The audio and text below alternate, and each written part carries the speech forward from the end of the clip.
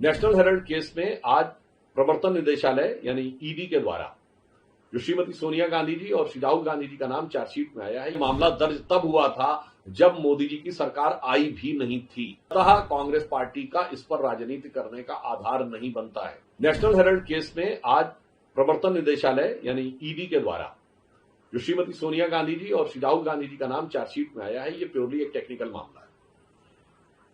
Congress party को ध्यान रखना चाहिए कि इस विषय की शुरुआत 2012 में हुई थी और एक जनहित याचिका के द्वारा दिल्ली हाई कोर्ट ने अक्टूबर 2013 में इस केस की शुरुआत की थी। यानी यह मामला दर्ज तब हुआ था जब मोदी जी की सरकार आई भी नहीं थी। अतः कांग्रेस पार्टी का इस पर राजनीति करने का आधार नहीं बनता है।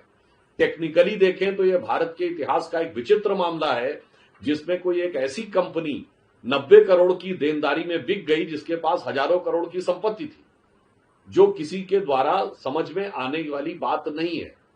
तीसरी बात यह थी कि कांग्रेस पार्टी के द्वारा इसमें 76% शेयर सिर्फ राहुल जी और सोनिया जी के पास थे। मतलब राजनीतिक दृष्टि से बहुत साफ दिखाई पड़ता है कि 2/3 से अधिक सिर्फ आपके पास रहेगा और बाकी किसी के पास नहीं।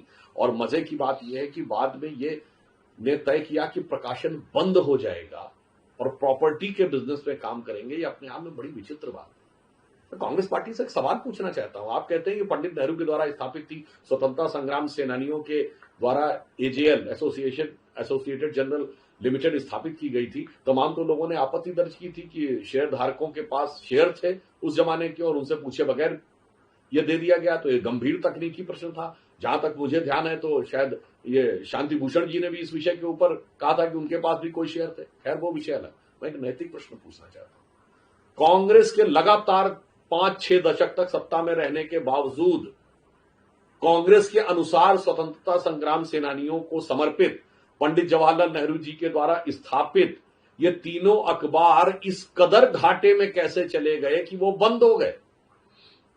कांग्रेस सरकारों ने उन्हें कोई सपोर्ट नहीं किया। बाकी तो छोड़िए, क्या कांग्रेस कार्यकर्ताओं ने भी सपोर्ट नहीं किया? अगर केवल कांग्रेस के 10% कार्यकर्ता भी नवजीवन, नेशनल हेराल्ड और कौमी आवाज खरीदते रहते तो उनके बंद होने की नौबत नहीं आ सकती थी और 90 करोड़ का घाटा तो 10 साल के अंदर चुटकी बजाते हुए पूरा हो जाता। तो कांग्रेस से भी पूछना चाहता हूं, अंग्रेजी में नेशनल हेराल्ड, हिंदी में नवजीवन, जो उर्दू में कौमी आवाज को भी आपको ग्राहक नहीं मिल रहे थे।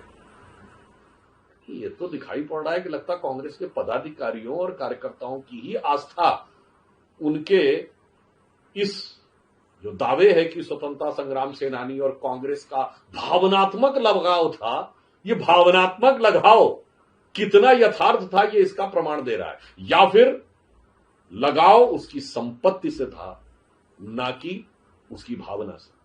इसलिए नैतिक और तकनीकी दोनों आधारों के ऊपर कांग्रेस के यह दावे बहुत खोखले, आधारहीन और दुर्भावना से प्रेरित तथा जांच की प्रक्रिया को प्रभावित करने के विचार से प्रेरित दिखाई पड़ते हैं। जी न्यूज़।